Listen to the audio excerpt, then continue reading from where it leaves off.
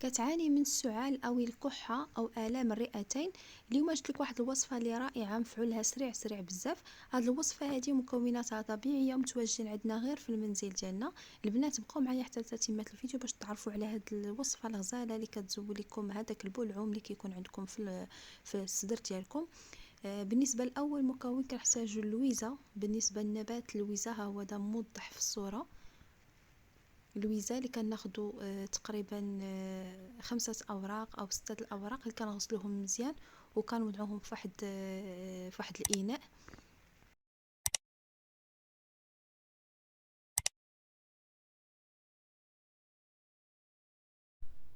من بعد ما غسلناهم غير بالماء عادي، يعني غير بالماء بارد، كنضيفو عليهم الماء اللي كيكون طيب مزيان.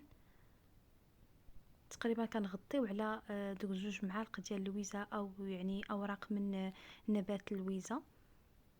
من بعد كنضيفو عليه القرنفل او المسمار. تقريبا كنوضعو غير 2 حبات حتى 3 الحبات، يعني ما تكتروش من هذا القرنفل راه سخون بزاف. بالنسبه لهاد الوصفه هذه يمكن لكم تعطيوها حتى للوليدات الصغار اللي عندهم الكحه او السعال او عندهم يعني كيتشكاو من العطس بزاف كيف ما شفتوا. من بعد كنضيفوا الحامض. بالنسبه للحامض كنعصروه وتقريبا كنضيفوا منه معلقه صغيره من الحامض. كنضيفوها على هذا الماء هذا اللي فيه اللويزه والقرنفل. كيف قلت لكم الوصفه يمكن لكم تعطيوها حتى للوليدات الصغار، غير ما تكثروش لهم القرنفل حيت يكون سخون بزاف على الجسم ديالهم.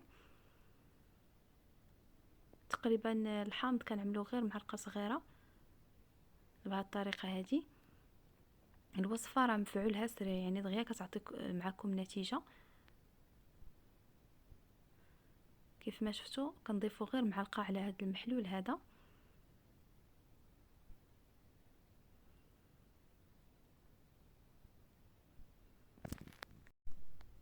من بعد كناخذوا القرفه. بالنسبه للقرفه ها هي دي في الصوره، يعني كنوضحها لكم باش تجيكم واضحه مزيان. كناخذ فقط يعني واحد العويد ديال القرفه. كنخلطوا هاد المكونات ديالنا. الا قدرتوا تناولوه هكا يعني كان احسن. بالنسبه الى بتعطوه للوليدات الصغار ما قدروش يتناولوه، ممكن تضيفوا لهم فقط كاضافه معلقه صغيره ديال العسل. بالنسبه للعسل يكون عسل يعني حر او عسل طبيعي. كنضيفوا غير راس معلقه حتى المعلقه صغيره ديال العسل اللي كنضيفوها على هاد المكونات هادو. بالنسبه لطريقه التناول ديالو كتاخذوه وهو دافي، يعني كتعمروا عليه بالماء اللي كيكون سخون مزيان طيب وكتخليوه حتى كيدفى. كتغطيوه وتخليوه حتى كيدفى عاد كتناولوه او كتعطوه للوليدات الصغار. بالنسبه يعني كمشروب مكمل او غير كنديروا به غير المضمضه، يعني كتشلوا به الحلق ديالكم. كنوضعوا واحد نصف حامضه اللي كنعصروها كنوضعوها في واحد الاناء بهذه الطريقه هذه.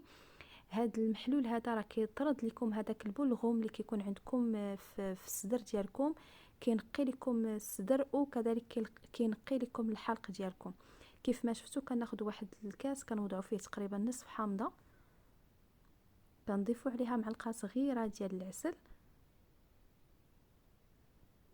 او راس معلقه. يعني الطريقه راه موضحه في الفيديو. من بعد ما ضفت يعني معلقه صغيره ديال العسل او راس معلقه ديال العسل كنخلطوه مزيان باش يندمج هذاك العسل مع الحامض. كتضيفوا ليه غير واحد شويه ديال الماء.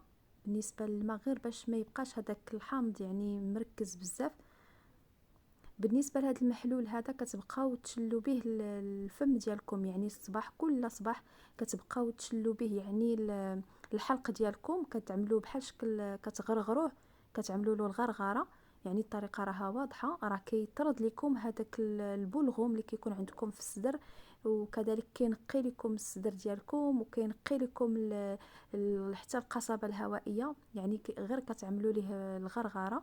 بالنسبه لهذا المشروب هذا اللي حضرنا كتاخدوه كل ليله، يعني قبل ما تنعسوا، او الوليدات الصغار قبل ما ينعسوا كتعطيوهم هذا المحلول هذا، راه كيشربوه في الغد ليه راه ما كيبقاش عندهم هذاك السعال كذلك، او الكحه ما كتبقاش عندهم. بالنسبه لهذا المحلول اللي كتعملوا به الغرغره يوميا، يعني كل صباح، حتى كيتنقى لكم الصدر ديالكم، كتعملوه بالصباح وبالليل قبل ما تجيو تنعسوا حتى كيتنقى لكم الصدر ديالكم. كنتمنى البنات تجربوا هذه الوصفه، راه زوينه بزاف وغتنقي لكم الصدر ديالكم.